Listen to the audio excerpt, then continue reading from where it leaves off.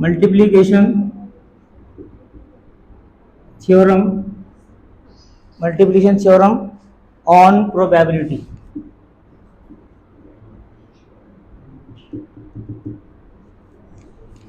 पहले तो फॉर्मूला देखिए क्या होता है कंडीशन का formula, we know probability of A oblique B is equal to होता है probability of A intersection B upon probability of B.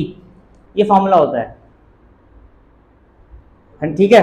अगर मैं यहाँ पर क्रॉस मल्टीप्लाई करूंगा तो मुझे रिजल्ट क्या मिलेगा, probability of A intersection B is equal to में क्या लिखेंगे, प्रोबेबिलिटी ऑफ बी पहले लिख देंगे multiplied by probability of A oblique B. अब यहाँ एक चीज इंपॉर्टेंट है, इंटरसेक्शन कैसा होता है, कम्यूटेटिव होता है। इंटरसेक्शन कम्यूटेटिव होता है, A intersection B is equal to B intersection A. लेकिन अगर हम यहाँ पर मल्टीप्लिकेशन थ्योरम लगाएंगे तो ये जो इंटरसेक्शन का सिंबल है इसको हम ड्रॉप आउट करेंगे, और जब हम सिंबल को ड्रॉप आउट करेंगे तो फिर ऑर्डर इंपॉर्टेंट हो जाएगा। यानी कि अगर मैं ए भी लिखूंगा, इंटरसेक्शन को ड्रॉप करके ए भी लिखूंगा तो इसका मतलब होगा कि पहले इवेंट ए हो रहा है उसके बाद इवेंट बी होगा। तो यहाँ पर क्या हो रहा है, इसकी कंडीशन के हिसाब से यहाँ क्या नजर आ रहा है मुझे, अगर मैं यहाँ पे लिखूंगा तो ए, अगर मैंने इंटरसेक्शन को ड्रॉप किया तो ए और बी, तो लेकिन यहाँ पे तो पहले कौन सा हो रहा है, यहाँ पे पहले बी हो रहा है, क्योंकि यहाँ पे इवेंट बी पहले हुआ और ए होगा जब बी हो चुका। मल्टीप्लाई में आ रहा है ना, मल्टीप्लिकेशन थ्योरम में दो इवेंट्स हो रहे हैं simultaneously, one after the other, ठीक है। और इवेंट इस तरह से हो रहे हैं कि जब पहला इवेंट होगा, ठीक है, उसके होने के बाद दूसरा इवेंट होगा। फॉर एग्जांपल आपने क्या करा, प्लेइंग कार्ड में से एक कार्ड निकाला और वो कार्ड है किंग। वो कार्ड, अब दो चीजें पॉसिबिलिटी है यहाँ पर, आपने जो कार्ड निकाला उसको आप विद रिप्लेसमेंट कर रहे हो या विदाउट रिप्लेसमेंट कर रहे हो, दो चीजें इंपॉर्टेंट है। अब इन दोनों चीजों से फर्क आ जाएगा, आगे हमारे पास कॉन्सेप्ट शुरू होगा इसमें इंडिपेंडेंट इवेंट्स का कॉन्सेप्ट शुरू होगा इसके आगे, ठीक है ना। इंडिपेंडेंट इवेंट्स के केस में अब यहाँ पर जो इवेंट्स हैं वो इंडिपेंडेंट हैं या नहीं है, ये डिपेंड करता है कि आपने रिप्लेसमेंट किया या विदाउट रिप्लेसमेंट है। याद रखिए विदाउट रिप्लेसमेंट का मतलब है कि आपने आउटकम यानी कार्ड निकाला और वापस पुट नहीं किया, रखा नहीं, तो उसका मतलब ये कि अब जो अगला इवेंट होगा वो डिपेंडेंट हो जाएगा या वो इंडिपेंडेंट नहीं रहेगा। फॉर एग्जाम्पल आपने प्लेइंग कार्ड में से कार्ड निकाला और वो किंग है, किंग के चांसेस कितने होंगे बताइए, 4 अपॉन, किंग के चांसेस होंगे 4/52, लेकिन वो कार्ड आपने वापस नहीं रखा, तो दूसरे किंग के चांसेस कितने होंगे, 3/51, और क्वीन के चांसेस कितने होंगे 51। ये कॉन्सेप्ट है। अब यहाँ क्या हो रहा है, तो दूसरा इवेंट हो रहा है, वहां नंबर, टोटल नंबर कम हो गया। इसका मतलब यहाँ पर अगर हम दोबारा से किंग निकाल रहे हैं, पहले किंग के चांसेस कितने थे 4/52, दूसरे किंग के चांसेस कितने हो गए 3/50, यानी कि अब इवेंट तो वही हो रहा है किंग निकालने का, लेकिन डिपेंडेंसी आ गई है, तो ये इवेंट इंडिपेंडेंट नहीं होंगे। तो जब भी रिप्लेसमेंट होगा इंडिपेंडेंट होंगे, यानी आपने किंग निकाला वापस रख दिया, अब वापस 52 कार्ड दोबारा हो गए, फिर किंग के चांसेस निकालोगे तो फिर वही आपके पास 4/52 आंसर बनेगा उस केस में। तो जब भी आप रिप्लेसमेंट नहीं करते, विदाउट रिप्लेसमेंट, तो केस कौन सा होगा, डिपेंडेंसी का आ जाएगा, इंडिपेंडेंट इवेंट वहां नहीं बनेंगे, ठीक है। अब सवाल यहाँ पर ये आता है कि अगर आपने साइमल्टेनियस 2 कार्ड निकाले तो क्या होगा। अभी तो आपने क्या करा, एक कार्ड निकाला और उसके बाद दूसरा कार्ड निकाला। मैं आपसे पूछता हूँ मल्टीप्लिकेशन थ्योरम के कॉन्सेप्ट के हिसाब से 2 इवेंट हो रहे हैं, अब यहाँ पर हम इसको अगर ड्रॉप करेंगे तो ये क्या बनेगा, प्रोबेबिलिटी ऑफ बी ए बनेगा ऑर्डर के हिसाब से, क्योंकि यहाँ क्या हो रहा है, पहले इवेंट बी होगा उसके बाद इवेंट ए होगा ऑब्लिक बी हो चुका। अब यहाँ अगर हम यहाँ पे आपसे पूछे हैं कि when 2 cards are drawn simultaneously from the pack of 52 cards, so what is the probability of getting 1 king 1 ace, 1 king 1 ace? 2 cards are drawn simultaneously from the pack of 52 cards, ठीक है। तो what is the probability of getting 1 king 1 ace? निकाल तो साथ रहे हैं जी, बोलिए आप क्या सोचते हैं। अब सवाल ये, एक मिनट प्लीज सुनिए, जब हम साइमल्टेनियस दो कार्ड निकालेंगे तो मैं तो साइमल्टेनियस दो कार्ड निकाल रहा हूँ ना, तो ऑर्डर इंपॉर्टेंट नहीं है। पहले किंग भी आ सकता है और एस भी आ सकता है, समझ रहे हैं ना। तो यहाँ पे दोनों पॉसिबिलिटीज लेंगे, दोनों पॉसिबिलिटीज लेंगे। किंग पहले आया, एस बाद में आया, एक प्लस पहले एस आया बाद में किंग आया, दोनों लेनी पड़ेंगी। तो इसका मतलब ये है probability of king and S लिखूंगा यहाँ पर मैं, किंग एंड एस दोनों को मतलब simultaneous, two cards are drawn, ठीक है। Probability of getting a king and an ace, ये है आपके पास। अब ऑर्डर मैटर नहीं कर रहे हैं अब। अगर मैं लिखूंगा probability of king then ace, order आ गया। ऑर्डर आ गया तो इसके हिसाब से क्या बनेगा, प्रोबेबिलिटी ऑफ के बनेगा पहले, और फिर इनटू करेंगे मल्टीप्लिकेशन थ्योरम, दूसरा इवेंट जो होगा मल्टीप्लाई होगा, प्रोबेबिलिटी ऑफ ए ऑब्लिक के बन जाएगा ये। इस केस में आंसर क्या होना चाहिए, 4/52 इंटू 4/51, क्योंकि यहाँ पर किंग और एस दोनों अलग अलग है, चार होते हैं चार ही होते हैं, मतलब 4/52 थे, लेकिन एक कार्ड आपका कम हो गया, अब 4/51 रह जाएंगे दूसरे केस में। लेकिन अगर मैं यहाँ पूछता हूँ तो यहाँ क्या होगा, पहले किंग भी आ सकता है एस भी आ सकता है, तो मुझे दो दफा लिखना चाहिए, या हम यहाँ पर कॉम्बिनेशन वाला कॉन्सेप्ट लगाएंगे। यहाँ पे कॉन्सेप्ट लगाना चाहिए कॉम्बिनेशन। जब भी हम एक से ज्यादा आउटकम्स को निकालेंगे, ड्रॉ करते हैं, ठीक है, तो आप उसमें याद रखिए आपको कॉम्बिनेशन लगाना है, ठीक है। तो इस केस में बताइए कॉम्बिनेशन लगाओ कैसे आप।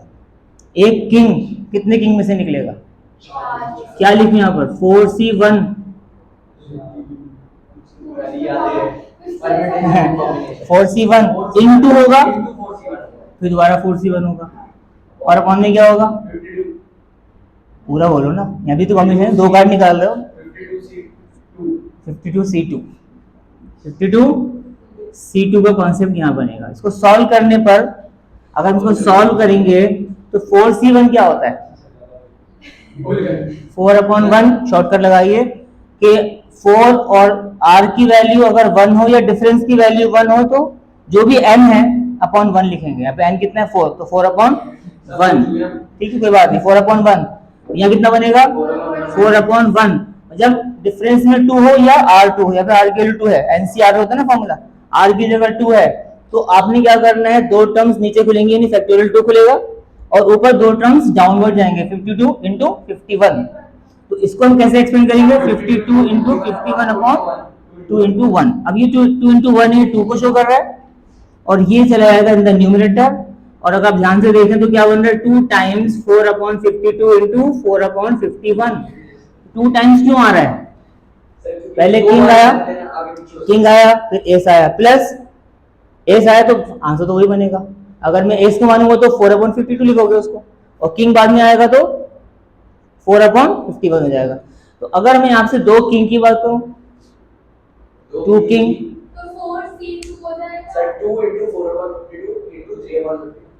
अब यहाँ पे तो ऑर्डर मैटर नहीं करेगा ना, 2 किंग निकालोगे तो आप यहाँ पर कंडीशन वही बनेगी, दोनों किंग है तो पहला किंग दूसरा किंग, नो मैटर। तो इसका क्या बन रहा है, 4C2 अपॉन, अभी जो बोल रहे हो 4C2 अपॉन 52C2। अब अपॉन 1 क्यों लगा रही हो,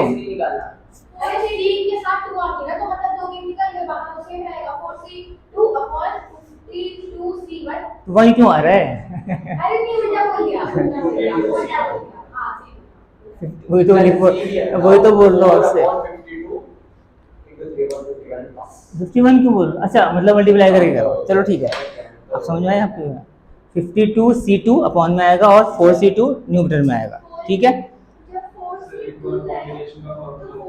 अच्छा फॉर्मूलेशन देखिए, फॉर्मूला होता है एनसीआर का फॉर्मूला क्या होता है, factorial n upon factorial r, और इनटू में आता है n माइनस r का फैक्टोरियल। इसको सॉल्व करते हैं शॉर्टकट से। अगर आपके पास फॉर एग्जांपल दे रखा है 7C3 दे रखा है, या 7C2 ले लेता हूं मैं, तो 7C2 हो या 7C5 हो, r कितना है 2, डिफरेंस कितना है 5, r कितना है 5, डिफरेंस कितना है 2, तो डिफरेंस या आर में से विच एवर इज स्मॉलर उसका फैक्टोरियल नीचे खोलेंगे। जो स्मॉलर आएगा आर या डिफरेंस में जो भी स्मॉलर होगा उसका फैक्टोरियल नीचे खोलेंगे। अगर 2 का फैक्टोरियल है तो आप n को डाउनवर्ड 3 टर्म्स या 2 टर्म्स जितना भी आपने फैक्टोरियल से खोला उतनी खोलेंगे। जैसे कि 7 है और नीचे 2 फैक्टोरियल खोला है तो 7 भी लिखोगे 7 into 6 लिखोगे आप। समझ रहे हैं? फॉर एग्जाम्पल अगर मुझे एक्सपेंड करना है 21C 19 करना है बल्कि C 18 करना है, बताओ क्या करूं? 21C अब यहाँ पे डिफरेंस क्या है 3, छोटी वैल्यू 3 आ गई तो इसका मतलब होगा नीचे 3 का फैक्टोरियल और ऊपर सिर्फ 3 टर्म्स चलेंगे डाउनवर्ड 19। 21 into 20 into 19 ये आपके आएंगे डाउनवर्ड 3 टर्म्स मल्टीप्लीकेशन। ये हो गया छोटा कट मतलब शॉर्टकट। ठीक है, चलिए ये तो मैंने आपको ऑलरेडी डिस्कस किया है। एग्जाम्पल लीजिए, एक एग्जाम्पल नंबर 8 पढ़ते हैं। हुदा खान एग्जाम्पल नंबर 8 देखिए। चलिए 8th एग्जाम्पल में है an urn contains 10 black 5 white balls, 2 balls are drawn from the urn। ठीक है, अर्न मतलब एक कंटेनर हो गया, उस कंटेनर में से one after the other without replacement, one after the other without replacement, what is the probability that both the drawn ball are black? one after the other निकालें। ठीक है, लेकिन ऑर्डर मैटर नहीं कर रहा है यहाँ पर, क्योंकि बात क्या की जा रही है 2 black balls both are black। बोलिए कॉम्बिनेशन बताओगे या फॉर्मूला बताओगे? बताइए, सीधा नहीं, मुझे वैल्यू बताओ पहले, आंसर नहीं चाहिए मुझे चाहिए कि आपने क्या यूज किया कॉम्बिनेशन, आप बताएंगे?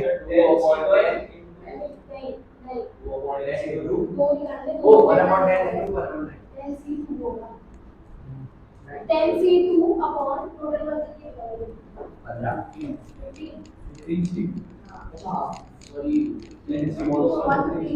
सही बोला मैंने, एकदम याद है। 10C2 प्लस C2 कितनी बॉल्स हैं? 10 भाई 5 गोली, रेड है ब्लैक? वाइट। ठीक है, टोटल कितनी हो गई है? 15 बॉल्स हो गई। अब आपने 2 balls आर ड्रॉन साइमल्टेनियसली, तो probability of getting one after the other, 2 balls हैं, ठीक है, one after the other without replacement. जब विदाउट रिप्लेसमेंट है तो हम साइमल्टेनियस मान सकते हैं जब ऑर्डर मेंशन ना हो। ठीक है, तो यहाँ पर 2 ब्लैक बॉल्स की बात की जा रही है, 2B, ठीक है, इज इक्वल टू, बोलिए 10C2 अपॉन 15C2। अभी बताइए probability of getting 1 black and 1 white. इसका तो आंसर क्या है? 10C2 तो ये हो गया 2, अभी ये तो आंसर ठीक हो गया, सॉल्व।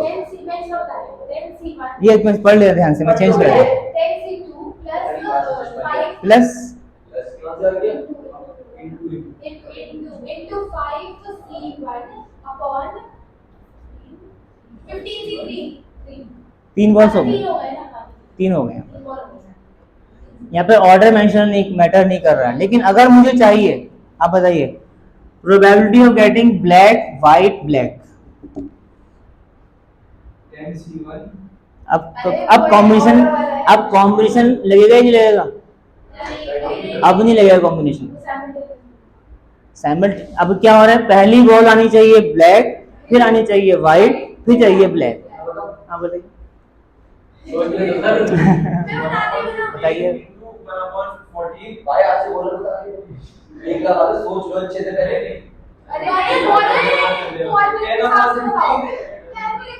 इसमें फार्मूला लगेगा ही नहीं, लगेगा फैक्टर बताया नहीं हम लोग को, क्रॉस मल्टीप्लाई सही बोल रही हूं। उसमें 2 टर्म्स नहीं। अब तो मैंने आपको बता चुका कि यहाँ पर क्या हो रहा है, इंटरसेक्शन हो रहा है, लेकिन ऑर्डर इज इंपॉर्टेंट। बी हो चुका, बी होगा सबसे पहले, उसके बाद डब्ल्यू होगा ऑब्लिक बी, फिर उसके बाद बी होगा ऑब्लिक बी डब्ल्यू। तो इसको हम एक्सपेंड करें, पहले फॉर्मूला खोलेंगे, probability of B, please probability of B into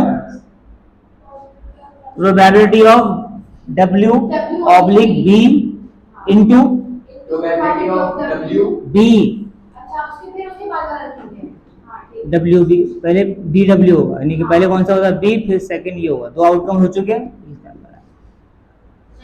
probability पहले पहले पहले आपने निकाली बॉल ब्लैक, हाँ फिर से ब्लैक निकल चुकी, फिर निकाली व्हाइट, ब्लैक और व्हाइट आ चुकी, अब निकाले ऑर्डरली चलेंगे। यहाँ पर भी ऑर्डर आएगा, पहले ब्लैक निकली है फिर व्हाइट निकली है, और अब थर्ड बॉल जो आएगी वो थर्ड इवेंट हो रहा है। तो अब इसमें वैल्यूज पुट कर देते हैं इसके हिसाब से। इसके हिसाब से बताओ वैल्यूज क्या आएगी इसकी? 10/15 इंटू 5/14 इंटू 9/13। हाँ भाई आप वैल्यू चेक करो, ठीक है गलत है? सही है। हाँ सही है। क्या सही है इसमें? एरर तो नहीं है? सुफियान आप बताओ। देखिए देखिए, ये तो है नहीं किसी, ये तो कुछ अलग से दिया गया है। तुम क्यों बोल रहे हो? हाँ ठीक है, सॉरी बात नहीं। किसी ने बात करी यार वाली ये सबकी आ रही है और ये भी आ रही है।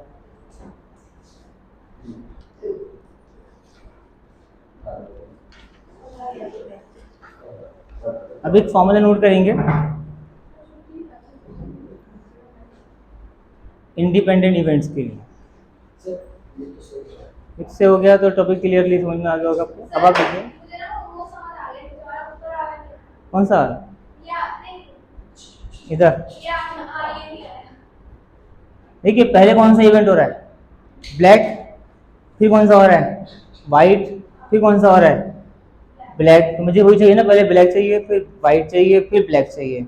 अब जब ब्लैक होगा तो ये तो फर्स्ट है, ये वाइट कब आएगा? जब ब्लैक आ चुकी है। इधर देखो ना, वाइट कब आएगा? आ चुकी है, तो वो ऑब्लिक भी हो गया। और जब अब हमें ब्लैक चाहिए तो दो आउटकम, ये दो इवेंट हो चुके हैं ऑर्डरली। बी ऑब्लिक डब्ल्यू ही लिखा मैंने कि पहले ब्लैक आई थी बाद में वाइट आई। सही है। अब यहाँ लिख लेंगे इंडिपेंडेंट इवेंट्स। ये ज्यादा लंबा चौड़ा कुछ नहीं है, छोटा सा फॉर्मूला है। इंडिपेंडेंट खत्म हो गया, टॉपिक खत्म करो मैं। इंडिपेंडेंट इवेंट्स में if A and B are two events such that probability of A or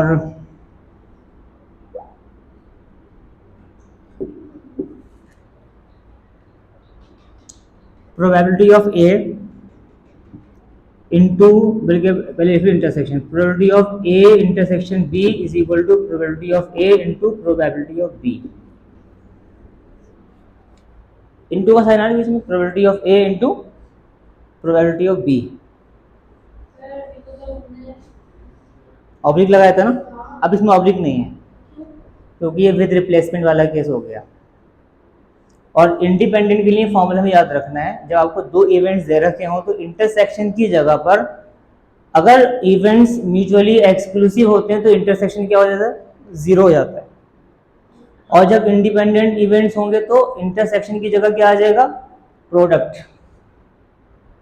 intersection की जगह प्रोडक्ट आ जाएगा। और इंटरसेक्शन जो होता है, अगर डिपेंडेंट है तो ऑर्डर मैटर करेगा, और जब इंडिपेंडेंट है तो ऑर्डर मैटर नहीं करेगा। तो वहां हमने यहाँ पे इंटरसेक्शन का सिंबल यूज किया हुआ है, ठीक है। और जब हम यूज करते हैं मल्टीप्लिकेशन थ्योरम तो वहां पर ए बी का मतलब होगा पहले ए इवेंट होगा और ए के बाद बी आएगा। यहाँ पर ए इंटरसेक्शन बी में ए और बी इंडिपेंडेंट हैं तो ए की और बी की मल्टीप्लिकेशन, यानी अगर पहले इवेंट ए हुआ उसके बाद इवेंट बी हो रहा है, ऑब्लिक ए हो चुका, लेकिन ए के होने से बी पे कोई असर नहीं पड़ रहा क्योंकि आपने क्या कर दिया? नंबर ऑफ कार्ड्स पूरे कर दिया, यानी कि रिप्लेसमेंट कर दिया आपने, तो नंबर वापस उतनी बनेगा जितना स्टार्टिंग में था। इसलिए ऑब्लिक की यहाँ जरूरत नहीं है। इसीलिए क्या कहते हैं इनको हम इंडिपेंडेंट इवेंट कहते हैं। इंडिपेंडेंट के लिए फॉर्मूला याद रखने का साथ, इंटरसेक्शन इज इक्वल टू क्या होगा? Probability of A into probability of B. क्या होगा? आदमी क्या होगा? चलिए यहीं तकते हैं इसको।